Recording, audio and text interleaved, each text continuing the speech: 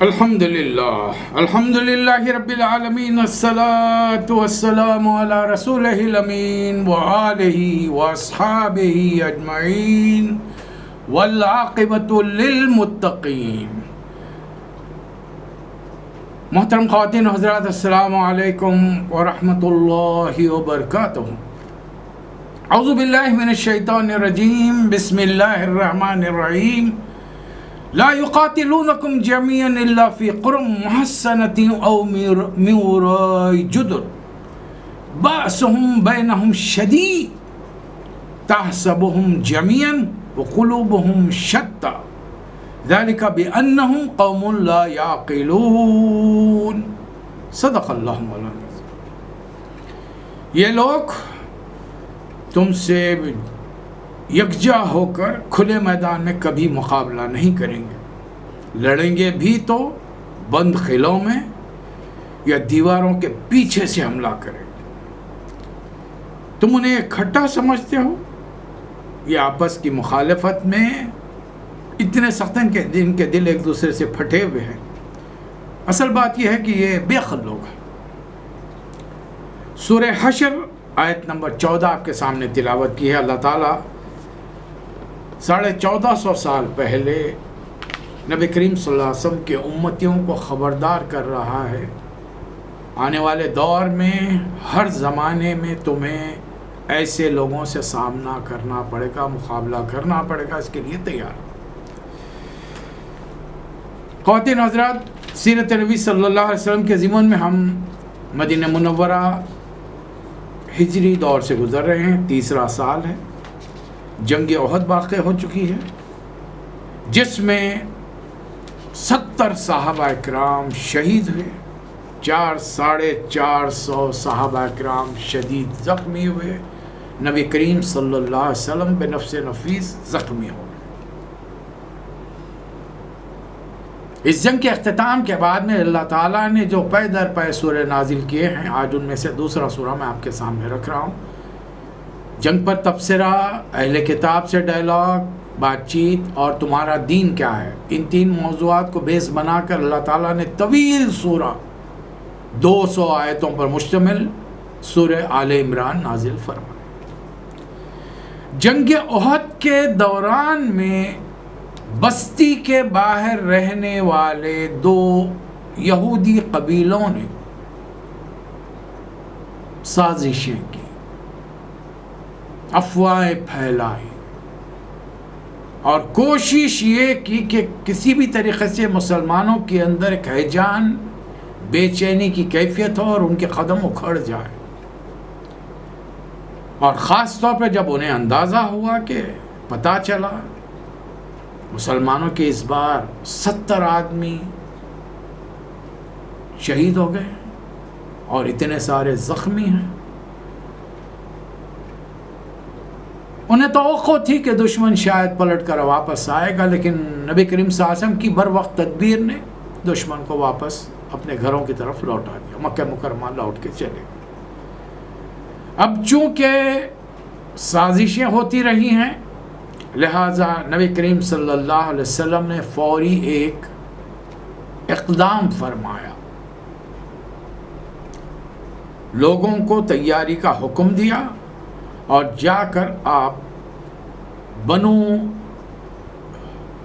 نذیر کی بستی کے سامنے ٹھہر گئے۔ اب یہ بڑا مسئلہ ہے، صورتحال یعنی نقشہ کچھ ایسا ہے کہ مدینے سے آپ باہر نکلیں تو دائیں جانب ایک قبیلہ بستا ہے بنو نذیر، بائیں جانب ایک قبیلہ بستا ہے بنو قریظہ، درمیان میں ایک چھوٹا سا جنگل ہے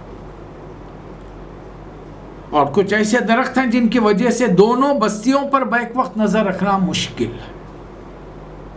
تو کیا کیا جائے؟ صحابہ اکرام نے چونکہ میدان میں آ چکے ہیں، اب ہر بات میں جا کر پوچھنا تو نبی کریم صلی اللہ علیہ وسلم سے مناسب نہیں، انہوں نے اپنی دانش میں سامنے کے کچھ درختوں کو کاٹ دیا، کسی کو جڑ سے نکال دیا، کسی کو تنوں کے پاس سے آدھا آدھا کاٹ دیا، اتنا منظر کھل گیا کہ اب بیک وقت اہل ایمان دونوں یہودی بستیوں پر نظر رکھ سکتے ہیں، تاکہ آڑ لے کر ایک قبیلہ دوسرے قبیلے کی مدد کو نہ پہنچا، حالانکہ دوسرے قبیلے والے مدد کو نہیں آئے۔ بنو قریظہ والے ابھی تک ان کا بظاہر ابھی تک تو ان کا سردار ایک نیک آدمی کا رویہ اختیار کر رہا ہے اور لوگوں کو صاف صاف کہہ رہا ہے کہ نہیں، اب میرا محمد کے ساتھ معاہدہ ہے صلی اللہ علیہ وسلم، اور ابھی تک معاہدے میں ہم انہوں نے کوئی خلاف ورزی کی نام کریں گے، تو وہ ٹال رہا ہے۔ تو اس بار بھی وہ الگ تھلگ کی ہیں، لہذا نبی کریم صلی اللہ علیہ وسلم کے سلسلہ چلتا رہا۔ پہلے تو یہودیوں نے ہنگامہ کر دیا، ہر نبی نے تعلیمات دنیا والوں کو دی ہیں کہ ہرے بھرے درختوں کو نہ کاٹا جائے، اور یہ کیسے نبی ہیں کہ جن کے ماننے والے فالوورز امتی ہرے بھرے درختوں کو کاٹ رہے ہیں۔ تھوڑی دیر کے لیے اس شدت کے ساتھ انہوں نے اس کا پروپیگنڈا کیا کہ اطراف و اکناف کے لوگ بھی متاثر ہوئے، نبی کریم صلی اللہ علیہ وسلم پریشان ہو گئے، صحابہ کرام پریشان ہیں۔ اس پورے صورتحال سے نمٹنے کے لیے اللہ تعالیٰ نے سورۃ الحشر نازل فرمایا، جو موجودہ قرآن میں 59 نمبر پر ہے، ایک کم 60، اور ہم نے اپنی ترتیب کے لحاظ سے 97 نمبر پر لیا ہے اسے۔ مدینہ منورہ مدنی سورہ ہے، اس کے شروع میں لکھا ہوا ہے مدنیہ، سورۃ الحشر مدنیہ، مختصر سورہ ہے، 24 آیتیں ہیں۔ اس کا آخری رکوع تو آپ کو تقریباً بہت سارے مسلمانوں کو زبانی یاد ہے، بڑا پیارا رکوع ہے، لیکن وہ پیارے رکوع کے پڑھنے کے چکر میں جو احکامات اللہ نے دیے ہیں، پہلے کے 2 رکوع بندے یاد بھی نہیں کرتے، تلاوت بھی نہیں ہوتے۔ قاریوں کی قرات بھی ان آخری رکوع میں 7 آیتوں میں بڑی رواں ہے، اور بہت جھوم کے بہت ہی دل نشین لہن کے اندر پڑھتے ہیں، الحمدللہ اچھی بات ہے۔ لیکن یہاں جو احکامات ہیں ان کو بھی تو پڑھ کر دیکھنا چاہیے نا، وہ کون بتائے گا؟ اس لیے کہ یہ 3 وقتی جو جہری نمازیں ہوتی ہیں، امام کی ذمہ داری بنتی ہے کہ اپنے پیچھے نماز پڑھنے والوں کو قرآن کی تعلیمات سے اپڈیٹ کرے، چاہے وہ اہل زبان ہو یا نہ ہو۔ بھئی ایک سورہ ہے، اس کا 10 مرتبہ اس کا ترجمہ پڑھ لیجئے، آپ کو جب بھی سورہ جہاں بھی جو بھی پڑھے گا، چاہے یاد ہو یا نہ ہو، آپ کو اس کے معنی و مفہوم سمجھ میں آئیں گے کسی حد تک انشاءاللہ تعالی۔ نبی کریم صلی اللہ علیہ وسلم نے جا کر محاصرہ کر لیا ایک طریقے سے۔ اب وہ تو جہاں بھی رہتے ہیں، گٹوس گڑیاں ہوتی ہیں وہاں پر، اور بڑے ذہین ہیں یہ لوگ۔ دیکھیے ان کی ذہانت کے بارے میں کوئی 2 رائے نہیں ہو سکتی، اس لیے کہ جس نبی کی نسل سے یہ چلے آ رہے ہیں ماننے والے، ان کے لیے فرشتوں نے اطلاع دی تھی کہ ابراہیم علیہ السلام کو آپ کو یہ جو بیٹا ہوگا، جس کی نسل سے فلسطین و اطراف کے علاقوں میں تبلیغ ہوگی، یہ غلام علیم، علم والا بیٹا۔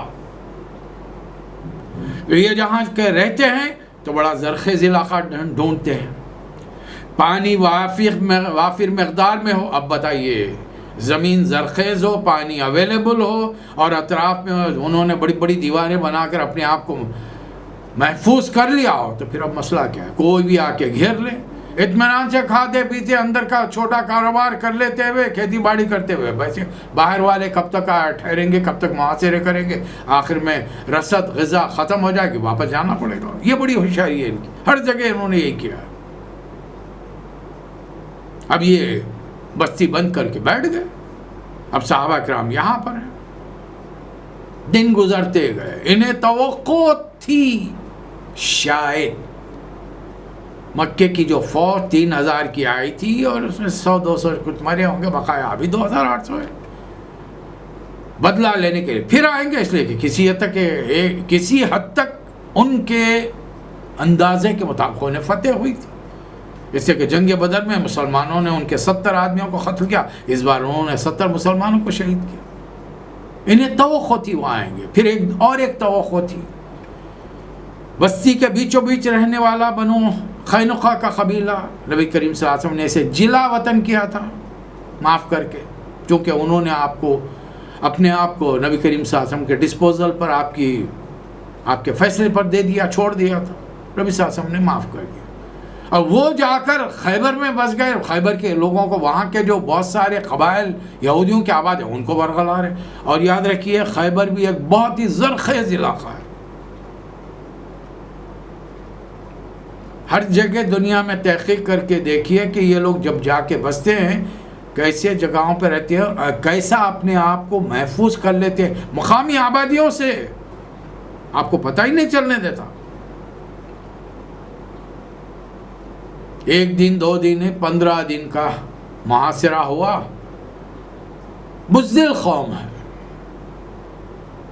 چونکہ ڈرا کر دنیا والوں پر حکومت راج کرنا چاہتے ہیں، اور جو ڈر جاتا ہے مر جاتا ہے، اور جو ڈٹ کے مقابلے میں آتا ہے یہ اس کا سامنا نہیں کر پاتا.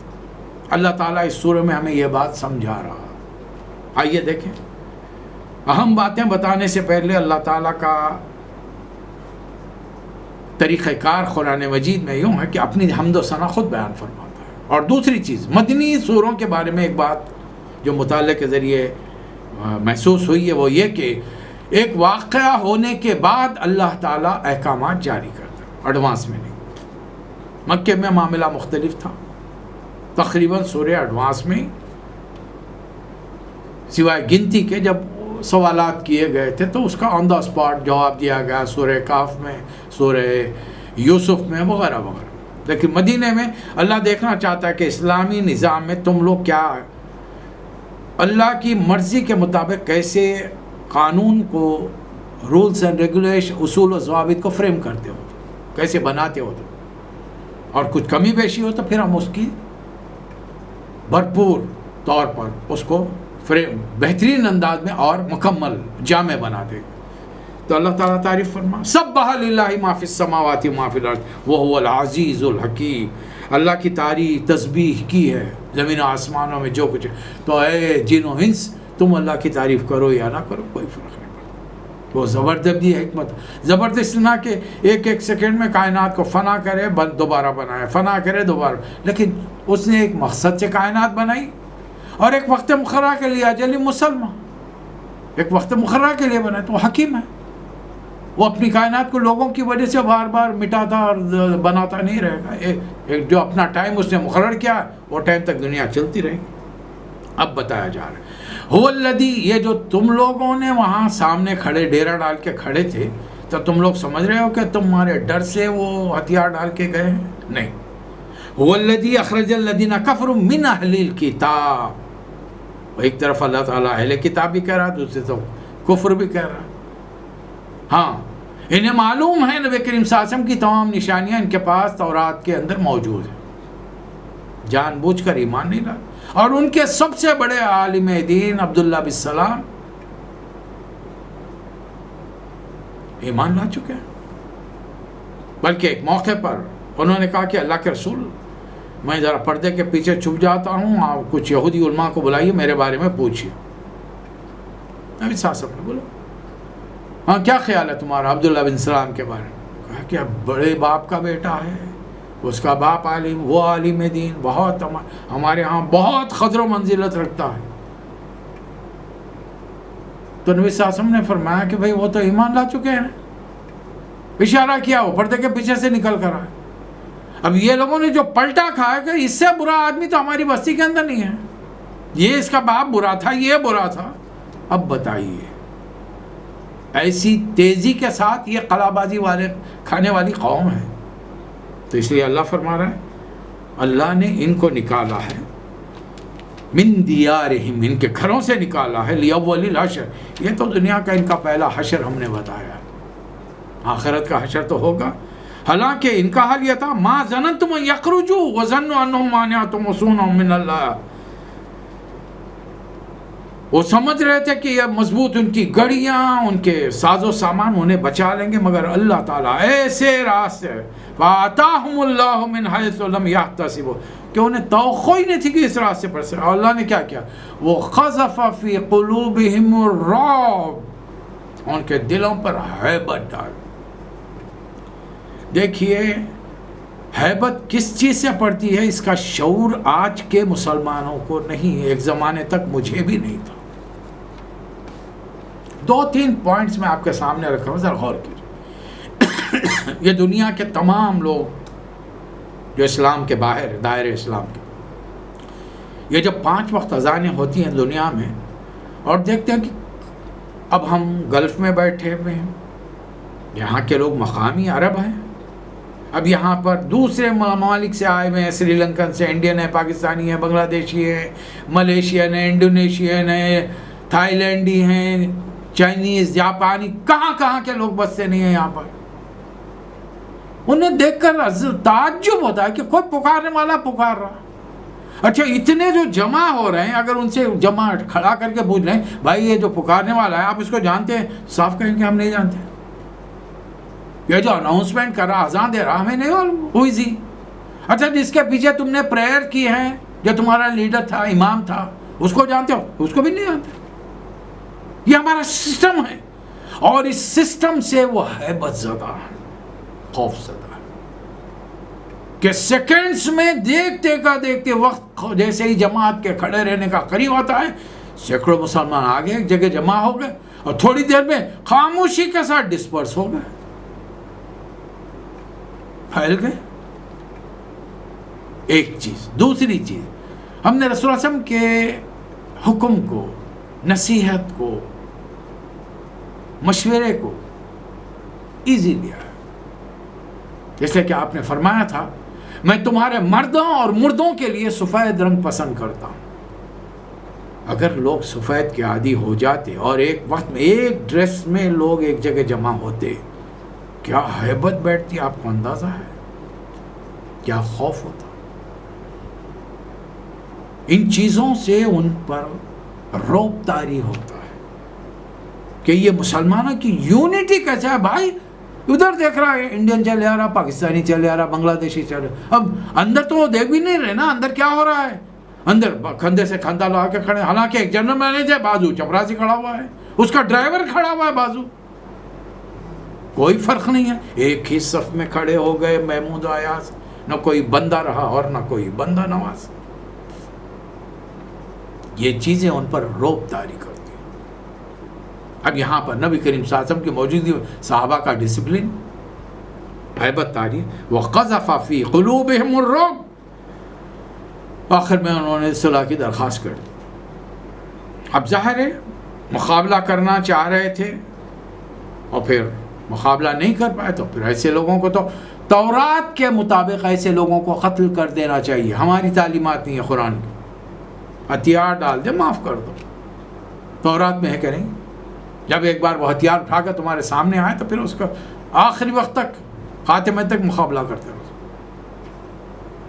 अब्दुल्ला बिन उबई आ गया और नबी सल्लल्लाहु अलैहि वसल्लम से इतनी सख्ती के साथ मुतालबा किया कि हालांकि नबी करीम सल्लल्लाहु अलैहि वसल्लम नज़रअंदाज कर रहे हैं, पलट रहे हैं, इधर देख रहे हैं, उधर देख रहे हैं, वो बार बार सामने आके खड़े रहता, नहीं ये मेरे हैं, मेरे कबीले बनु खजरज के ये तरफदार हैं, आप इस तरीक़े से 1,500-2 हज़ार आदमियों को आप नहीं मार सकते, कबीला है।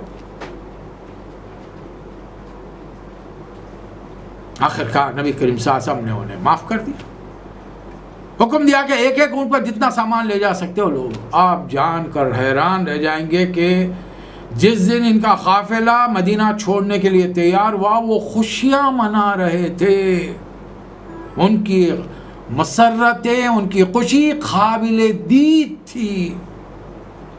इनको 2 चीज़ों की खुशी थी, जान बच गई, माल बच गया, और क्या चाहिए, और क्या चाहिए। अल्लाह ताला फरमा रहा है। लेकिन जाते जाते शैतानी क्या किया, अपने घरों में से हद यह कि बेहतरीन लकड़ी के जो दरवाजे थे, खिड़कियां थी, वो तक फ्रेम के साथ उखाड़ लिए, और जो बच गया ये सोच कर कि हमारे बाद मुसलमान क्यों इस्तेमाल करें, जितना हो सका नुकसान पहुंचाया, तोड़ा फोड़ा और चले।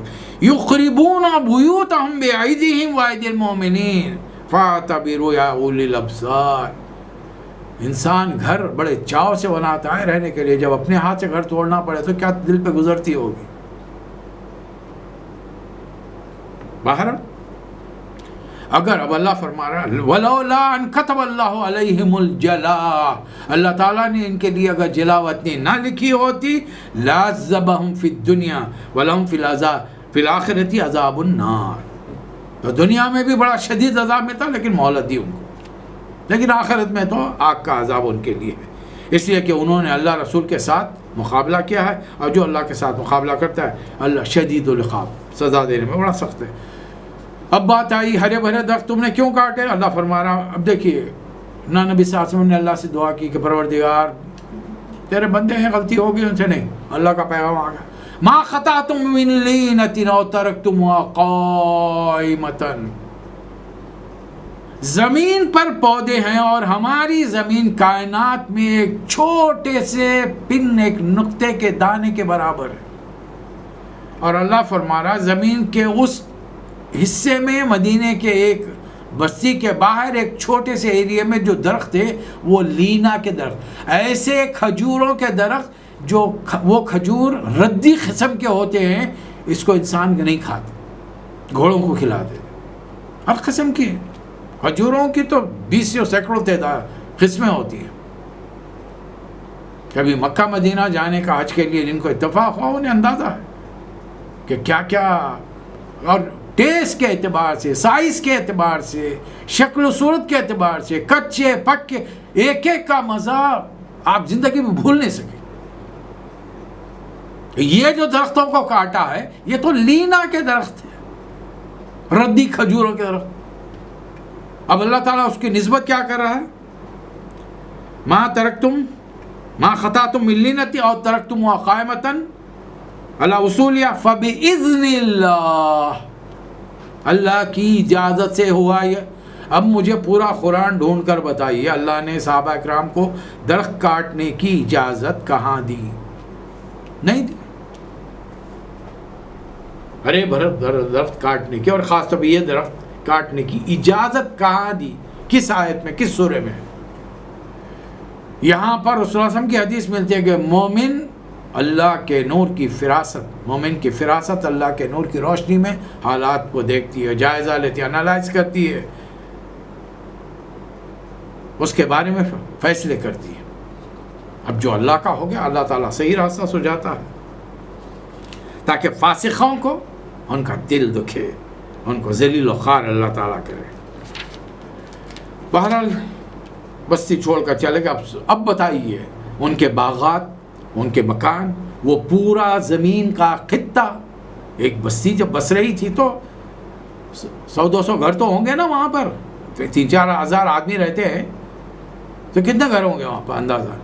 باغات ایک ہی کے، اور یہ بڑے مالدار لوگ تھے، کتنے لمبے لمبے چوڑے باغات ہیں۔ آج بھی دیکھ لی نا دیہاتوں میں چلے جائیے، ایک ایک سیٹ کے سینکڑوں ایکڑ پھیلے ہوئے ہیں۔ تو اس زمانے کا تو معاملہ ہی مختلف تھا، آبادی کم، لوگ کم، زمین کے بڑے بڑے خطے پڑے ہوئے ہیں، جہاں تک اپنا جس نے لینڈ مارک ڈال لیا وہ زمین اسی کی کہلائی، محنت کر رہا ہے وہ۔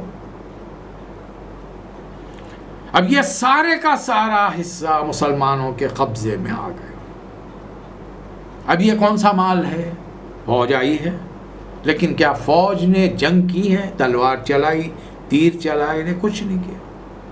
اچھا، جن درختوں کو کاٹا تھا مسلمانوں نے بڑا کام لیا، اس سے تیر بنا لیے، اس سے بڑے بڑے بھالے بنا لیے، کچھ جلانے کے کام میں آ گیا، اور جو درختوں کو آدھا آدھا کاٹا تھا ان کو اپنے سپورٹ کے لیے، ان کے پیچھے چھپ کے لڑنے کے لیے استعمال کیا، یعنی کسی چیز کو ضائع نہیں کیا۔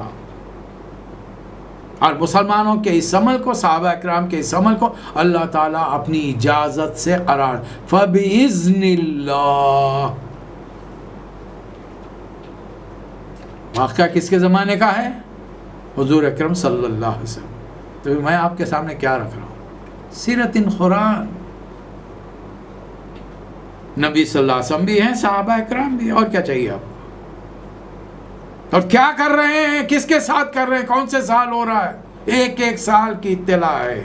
3 سال جنگ احد کے بعد کا یہ واقعہ ہے کہ میں اسے کہتا ہوں کہ اللہ تعالیٰ نے کلین آپریشن کے ذریعے ایک دوسرا کینسر کو مدینے کی آبادی میں سے نکالا۔ دوسرا کینسر کا پھوڑا تھا یہ، ایک آبادی کے بیچ میں تھا، بنو بنی قینقاع، یہ اس کا معاملہ کیا تھا؟